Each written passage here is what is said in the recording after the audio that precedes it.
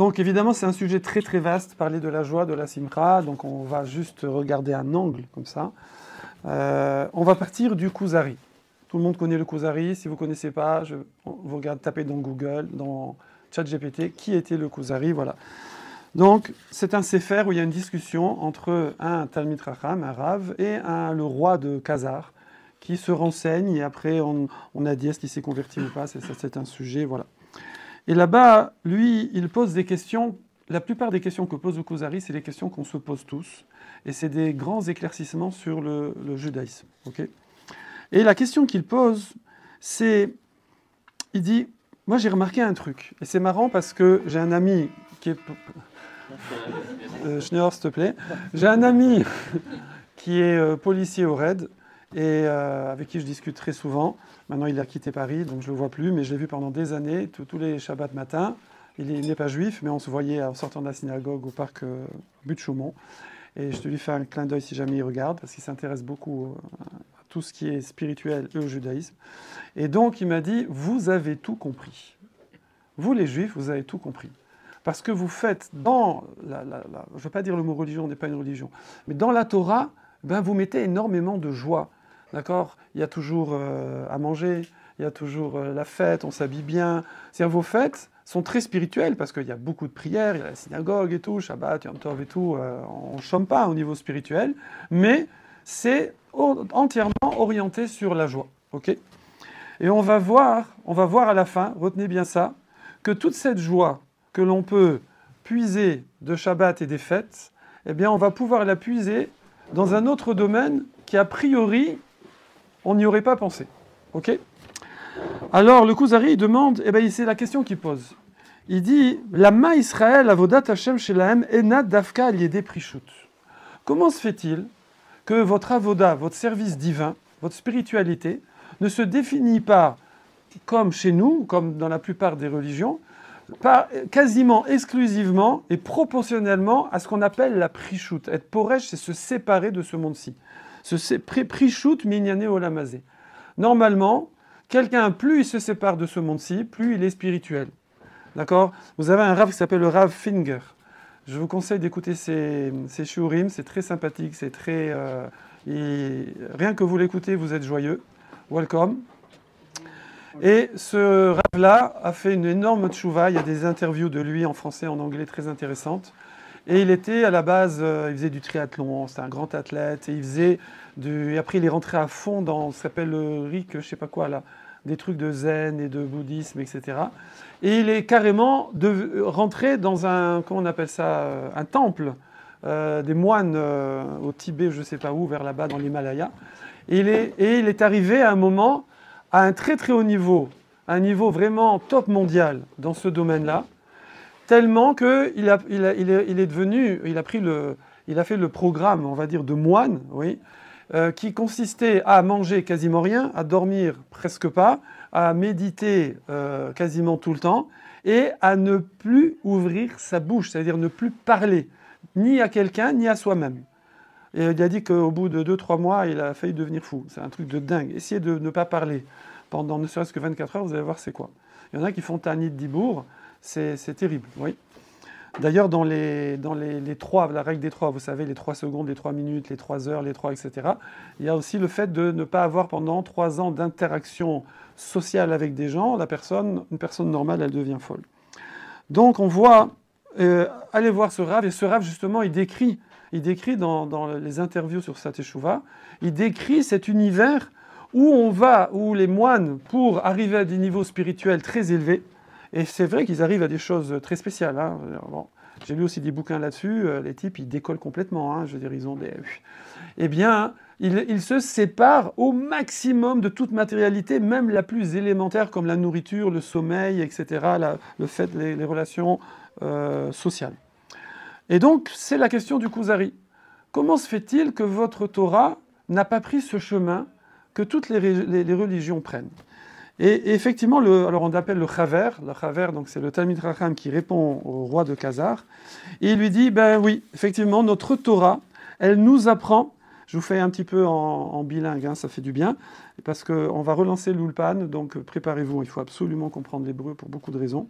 Melamedet otanu Er leishtamesh benyan eolam hazeh kekelim le'avodat Hashem. Parce que justement, un des objectifs, on va dire un des essentiels de la Torah, c'est de savoir vivre dans ce monde-ci, dans le monde matériel, et utiliser toute la matérialité, simplement en conformité, en kashrut, en conformité avec la Torah, avec la volonté divine, mais comme keli, comme instrument pour avodat Hashem.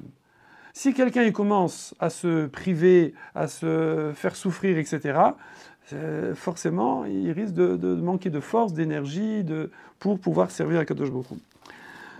Malgré tout, le Kuzari, enfin le Chaver, il répond au Kuzari, il lui dit que cette façon de faire, ce way of life, oui, cette philosophie-là qu'il y a dans la Torah, il dit « En muvan alpi sechel Adam ». Il dit des mots très forts, ça je vous l'ai dit en hébreu, parce que si je ne vous dis pas en hébreu, je dis ça en français, vous allez croire que j'invente des trucs. Il dit « c'est pas compréhensible par l'esprit humain ». L'intelligence humaine de base, elle ne peut pas comprendre ça. Elle ne peut pas comprendre comment, en s'éloignant du matériel, on peut comment on peut utiliser le matériel pour être spirituel. Normalement, c'est antinomique. Je ne sais pas si c'est le bon mot. J'utilise des fois des mots, je ne sais pas ce que ça veut dire. C'est contradictoire, c'est opposé. Oui.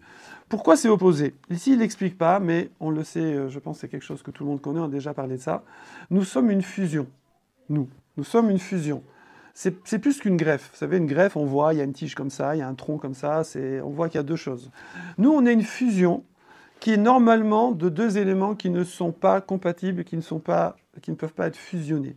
C'est le gouffre, le corps, et la neshama et l'âme. C'est pire que l'eau et le feu. Ça ne peut pas aller ensemble. C'est pour ça, quand, vous savez, il y a une bracha qu'on dit après être allé aux toilettes, on dit, et on dit à la fin, Kadosh Baruch Hu, il fait, comme on dit à la fin, la dernière, le final, Mafli la asot, ou Mafli, Pélé. Pélé, ça veut dire c'est incroyable, c'est extraordinaire, la asot. Hachem, il l'a fait. On dit ça en sortant des toilettes parce que c'est, on va dire, l'expression la plus physique qu'on a de notre appartenance comme ça à ce corps de chair et de sang. D'ailleurs, souvent, vous savez, les gens qui se prenaient un peu pour des dieux, comme Pharaon, etc., ben justement, ils faisaient semblant de ne pas aller aux toilettes. D'accord, il allait au Nil, genre... Je vais parler avec mon copain qui est le dieu Nil et moi je suis le dieu Pharaon. Et en fait, il en profitait pour discrètement aller aux toilettes. Pourquoi? Parce que c'est vraiment très, très, très bas. Ça nous ramène à notre condition matérielle et presque animale. Enfin, plutôt animale. D'ailleurs, astuce, on peut donner de temps en temps des tips. Ouais.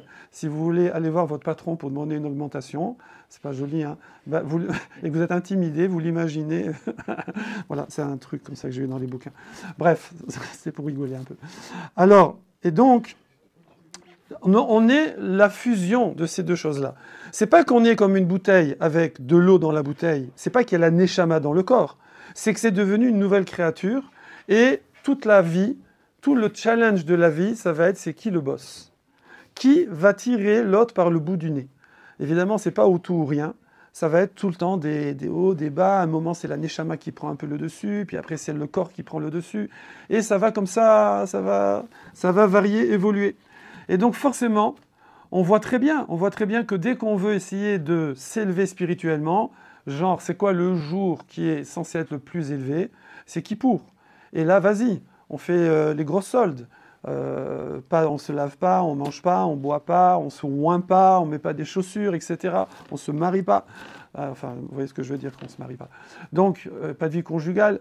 Et pareil, les jours de Ta'aniot, etc.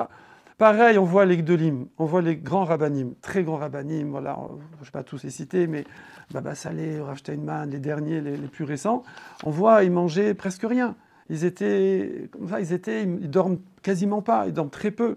Ils vivent avec un minimum. Vous rentrez, je suis rentré moi chez Rav Steinman, il y a que des sfarim, il n'y a pas de tapisserie, il n'y a que des sfarim. Voilà, une vieille table, une vieille chaise, il y a le strict minimum. Ok, il n'y a aucun luxe. Alors, mais on a dit que c'est pas notre chemin, c'est pas notre derer. On a dit c'est pas notre way of life, oui. Alors, justement, c'est pour ça. Comment se fait-il que ces rabbinim arrivent à cette prichoute-là, alors qu'on a dit, à cette séparation du monde matériel, alors qu'on a dit que c'est pas ce qu'on fait. C'est parce que eux, quand ils appliquent la Torah à des niveaux de plus en plus élevés, alors effectivement, ils ont de moins en moins besoin du matériel et le spirituel les remplit totalement. Mais nous, à notre niveau, eh bien, en fait, on va se remplir, c'est paradoxal, mais on va se remplir de spirituel en utilisant le matériel. Et on a besoin de beaucoup de matériel. D'accord ? Voilà ce qu'a répondu le Rav, qu'on appelle le Chaber, au Kuzari. Et ensuite, il continue, il lui dit comme ça. Il lui dit, notre Torah se sépare en 3 domaines. Il y a ce qui s'appelle la Yira. Alors, Yira, on traduit à tort en français, si je puis dire, la crainte. C'est vrai qu'il y a un côté crainte révérentielle. Mais Yira, ça vient de ro et voir. En fait, c'est voir. Okay ? Est-ce que moi, je crains Fred ? Bon, il y aurait de quoi, c'est vrai. Mais il ne s'énerve jamais, il a dit lui-même, il faut s'énerver de l'orgueil et de la colère. Mais si, par exemple, je suis tout seul pendant 6 mois dans une ville paumée à Orléans, je ne sais pas où, et que je n'ai pas de quoi me ressourcer, que je commence à me faire manger par mon Serrara, par des choses comme ça, si je suis tout seul, ça va être compliqué. Mais rien que si Fred est avec moi, si on est 2, alors, pourquoi ? Parce qu'il y a sa présence. Sa présence, et moi, ma présence vis-à-vis de lui, ça enlève du Yetzerara. Vous savez, un khatan, quand il se marie, le jour de son mariage, on dit il est comme un roi pour le faire en clean, mais on ne le laisse jamais tout seul. On le met toujours avec quelqu'un. Vous voulez faire passer des chaises, là, s'il vous plaît ? Si. Ou vous me prenez dans la cuisine ou dans le... Faut passer, voilà. Ouais. Rien que si une personne... Imaginez quelqu'un, il est dans sa chambre, là. Il est 1h du matin, il n'arrive pas à dormir et il a un smartphone. Okay ? Qu'est-ce qui risque de se passer ? Il va écouter des shiurim. Bravo. Voilà. Mais s'il a un copain qui dort avec lui dans la chambre, il ne se passera rien. C'est fini. Il ne se passera rien. Pourquoi ? Parce qu'il y a une présence qui est là. Il n'aura même pas envie de faire des bêtises. Vous voyez la différence ? Alors c'est ça la ira. L'ira, c'est de sentir la présence d'Hachem partout, dans toute situation. Alors automatiquement, c'est automatique. C'est automatique. À ce moment-là, je suis moins tenté de faire des choses qui ne sont pas conformes à la volonté divine. Donc ça, c'est une partie de la yira. La crainte, on va dire, c'est cette présence d'Akadosh Baruch Hu, c'est de ne pas se sentir seul. Ouais. La deuxième, c'est ahava, c'est l'amour, l'affection, l'attachement, ça veut dire l'ahava. Ahava, c'est quoi ? Ahava, quand on dit aimer, vous savez, la racine de hav, on l'a souvent cité, ça. La racine de hava, c'est hav, qui veut dire donner. Aimer, souvent nous on confond aimer, prendre, alors qu'en vérité, le test pour savoir si on aime, c'est de donner. Je vais faire une pause. Ouais, des fois, je dis des trucs, il faut être là. Comment vous pouvez savoir si vous aimez, c'est si vous avez envie de donner. Quand vous avez envie de tout donner à quelqu'un, ça c'est que vous aimez. Et donc c'est ça la partie ahava. La partie ahava, c'est d'avoir envie de donner à cette personne. Vous aimez vos parents, vous avez envie de leur donner. Vous aimez votre conjoint, votre fiancé, vous avez envie de lui donner. Vous aimez Akadosh Baruch Hu, vous avez envie de lui donner. Maintenant, c'est extraordinaire parce que quand on aime son épouse, qu'est-ce qu'on lui donne ? Non, je ne vais pas faire les gros clichés, la carte bleue, tout ça. Non, on lui donne de l'affection, on lui donne de la valorisation, on lui donne de l'attention. Oui. Quand vous aimez Hachem, c'est extraordinaire parce que vous lui donnez en fait d'être clean. Vous lui donnez d'être en accord avec la Torah, d'être en accord avec sa volonté, qui est en fait tout pour notre bien, c'est notre intérêt à 200%. C'est extraordinaire, d'accord ? Donc, ça c'est la hava. Donc, première partie, c'est la ira. Deuxième partie, c'est la hava. Et troisième partie de l'avodat Hashem, nous dit dans ce Kuzari, prenez des chaises, installez-vous, c'est la simcha. Donc, il y a 3 domaines sur lesquels on move, d'accord, simultanément. C'est la ira.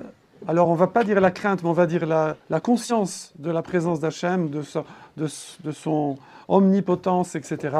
2, c'est l'ahava, l'envie de donner à Kadosh Baruch Hu et de donner aussi à autrui, parce que c'est comme ça passe aussi par ça, c'est le chesed, on sait que c'est l'essentiel aussi de la Torah. La Torah commence par du chesed, tout le Sefer Bereshit, et elle termine par du chesed, c'est l'enterrement de Moshe Rabbeinu. Et enfin, la simcha, la joie.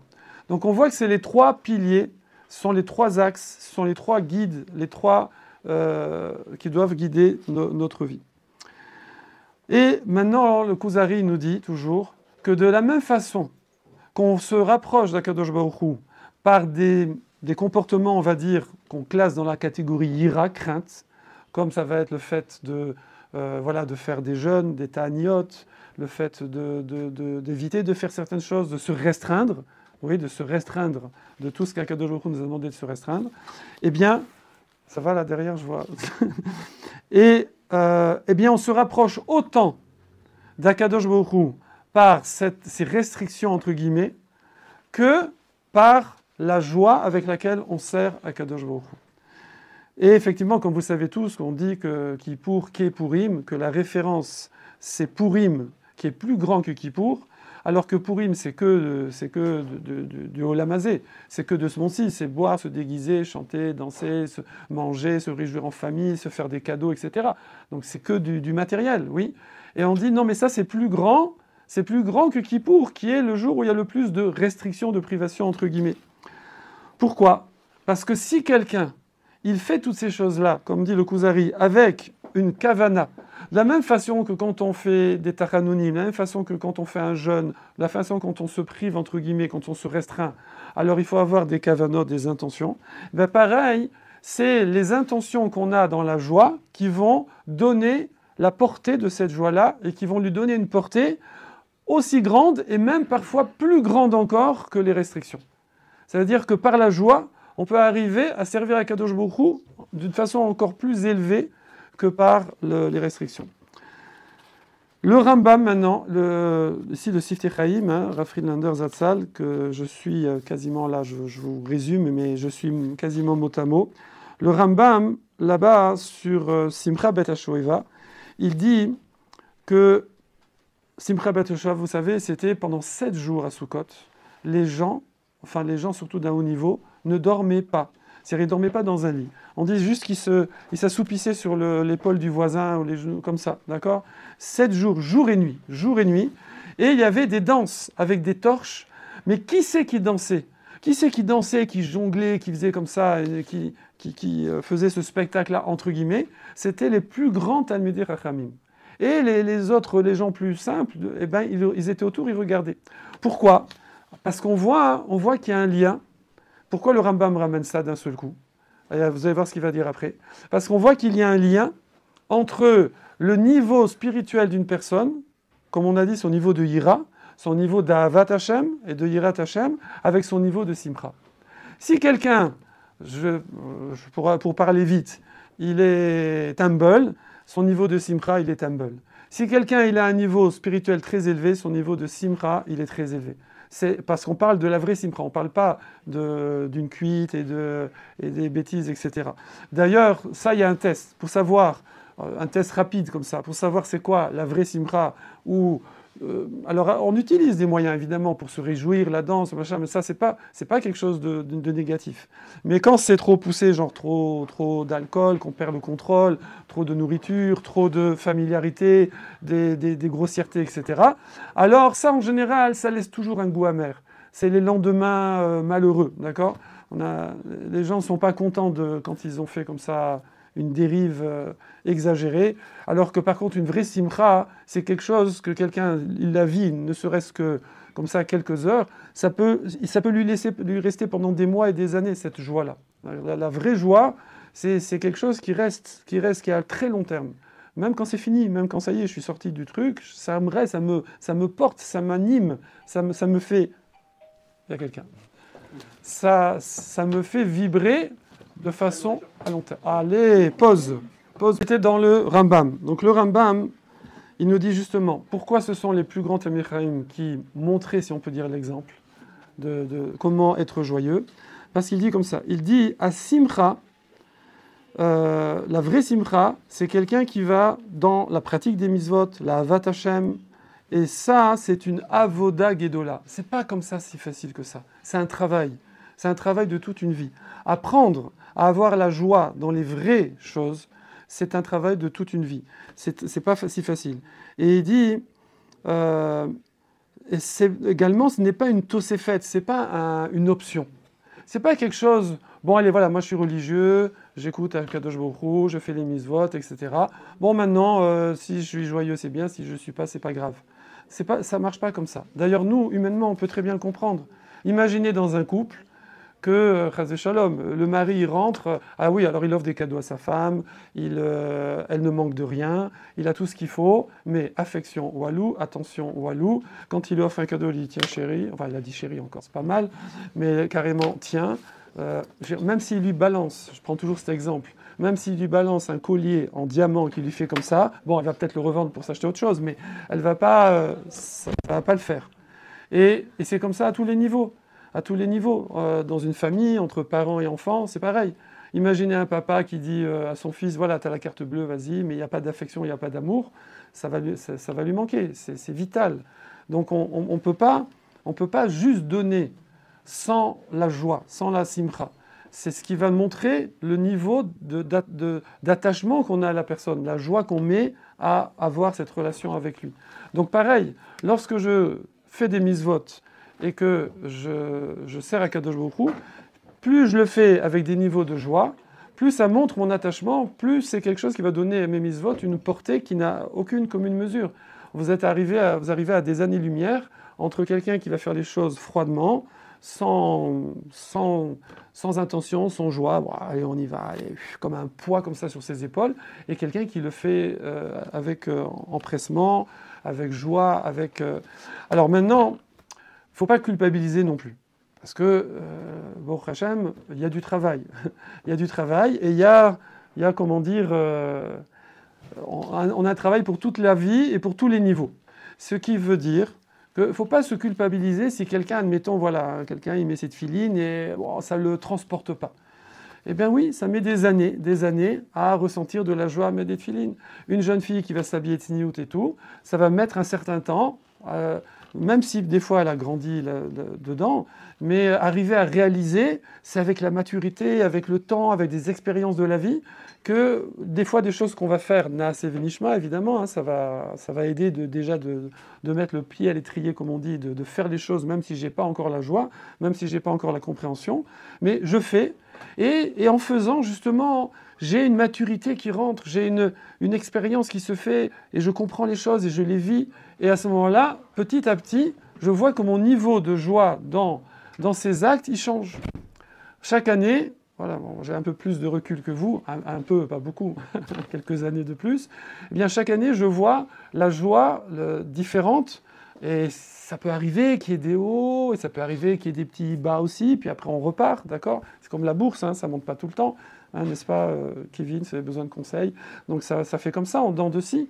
Mais je vois très bien, sur le recul, depuis que je suis jeune, comment je vis Sukkot, comment je vis Pessah, comment je vis Shabbat, comment je vis le fait de mettre les tefilines, de faire les mitzvot, la tfila. Je vois comment ça évolue, et effectivement, plus on avance en âge, si on fait le boulot comme il faut, eh bien on voit que les choses nous remplissent de plus en plus de joie, et ça prend de plus en plus d'importance, et ça devient de plus en plus l'essentiel, et tout le reste gravite autour de cela, et tout le reste va devenir comme instrument de l'essentiel. Alors qu'au début, effectivement, c'est pas ça. Au début, c'est un peu le contraire. Ça veut dire, l'essentiel, c'est mon confort matériel, mon plaisir matériel, physique, etc. Et en fait, je vais faire de la Torah parce que j'espère que ça va me donner la bracha, la siyata dishmaya, la tzlacha. Je veux dire, bon, je paye la douane, oui. Mais en vérité, si je pouvais m'en passer, pourquoi pas? Oui. Parce que mon but, c'est pas ça. Mon essentiel, c'est pas ça. Eh bien, les essentiels, avec le temps, vont s'inverser. Alors évidemment, quelqu'un qui a grandi dedans, qui est né qui est tombé dans la marmite quand il était petit, ouais. Quelqu'un qui a grandi dedans, ça ne va pas empêcher que lui aussi, il va avoir son évolution à un autre niveau. Et quand on n'a pas grandi dedans, alors on va avoir aussi son évolution par rapport à sa tchouva. Voilà. Et ça, c'est ce qu'il dit à la fin. Je termine avec ça. Vous voyez, je tiens ma parole. Il dit, on pourrait croire que la ira, il le dit explicitement, on pourrait croire que la crainte, eh bien finalement, c'est quelque chose qui rend triste, c'est quelque chose qui stresse, c'est quelque chose qui nous fait perdre un peu nos moyens, qui est le contraire de la simcha. Il le dit, Zéou et faire la simcha. On aurait pu croire que, comme on dit, quand il y a des gens qui ne connaissent pas vraiment la Torah ou qui ne sont pas tombés sur les bonnes personnes, eh bien, ils ont peur des religieux, ils se disent ça doit être triste, ça doit être Rasratik, etc. Quand j'étais à Strasbourg, j'ai fait voilà, je leur fais un petit clin d'œil, s'ils regardent la vidéo après, parce que c'est pas en direct. Je suis parti avec quelqu'un m'a contacté. Il m'a dit, ouais, j'ai vu sur vos groupes et tout, vous faites beaucoup de trekking et du camping, etc., sauvage, etc. On est un petit groupe et on aimerait bien faire ça avec vous, d'accord? On aurait essayé de trouver un moment, c'était à Soukhot. Et j'ai dit avec plaisir, bien sûr. Moi, d'ailleurs, je suis parti à Strasbourg, j'avais tout mon matériel, hein, sac à dos, tente, sac de couchage, je ne me déplace pas sans, au cas où. Et donc, ils m'ont contacté. Alors, le garçon, il m'a dit, est-ce que ça ne vous dérange pas de faire un petit cours le soir? Je dis, bah, avec plaisir, évidemment. Mais je lui dis quoi? Je fais un cours sur quoi? Il me dit, ah, mais on est tous des anciens Bachur Yeshivot. On a tous fait de la yeshiva, 2, 3, 4 ans de yeshiva. Je lui dis, je vous assure, ils vont rigoler s'ils écoutent. J'ai eu un petit moment comme ça où je me suis dit, bon, bon, j'espère que ça sera sympathique. C'est pas bien de penser comme ça. Vous voyez, même moi, je vous fais le cours comme ça, et je pense que je suis pas quelqu'un de triste. Il y en a qui ont voyagé ici avec moi, donc voilà.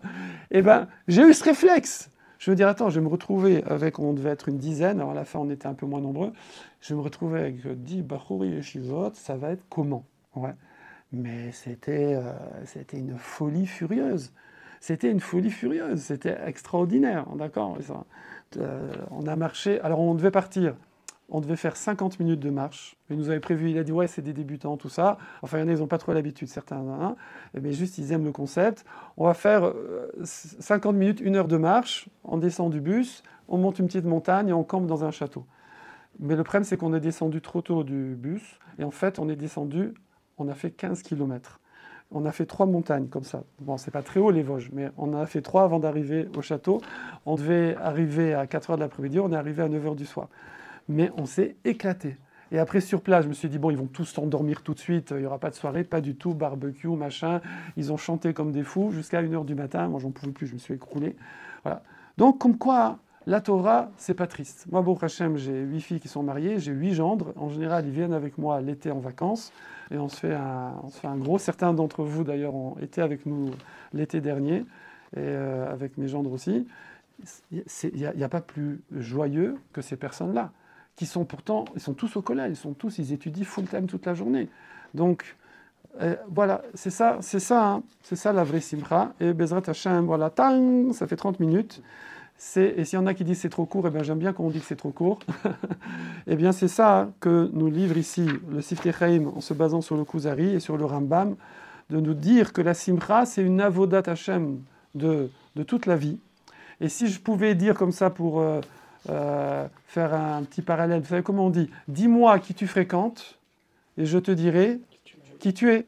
Alors je peux dire dis-moi qu'est-ce qui te réjouit et je peux te dire qui tu es. Bezrat Hashem, Chazak à vous. Maintenant, on va se régaler. Alors, le menu,